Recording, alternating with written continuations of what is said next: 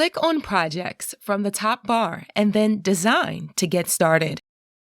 Choose the picture with the largest smile and adjust its position if necessary. The lip contour defines the area where the smile design will be rendered. Double-click to zoom in and zoom out. A selection is detected automatically, but you can adjust. Or draw a new one with mouse clicks.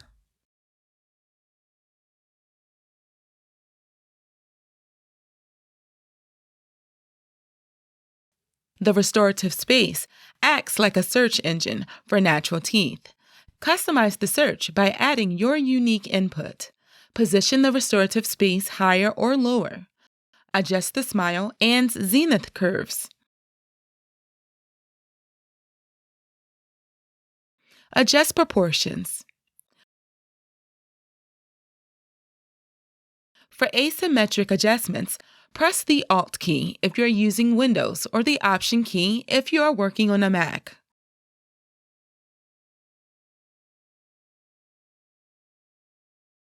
Define the papilla levels and embrasures all at once.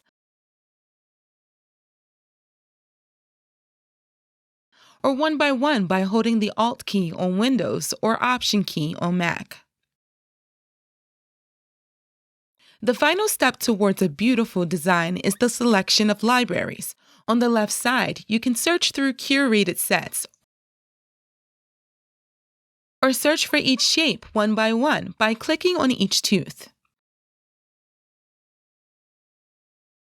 Rotate shapes by pressing Command or Control on your keyboard. Mirror shapes for more symmetry.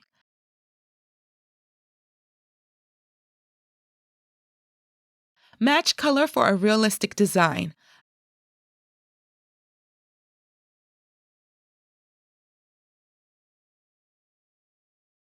Adjust value or chroma.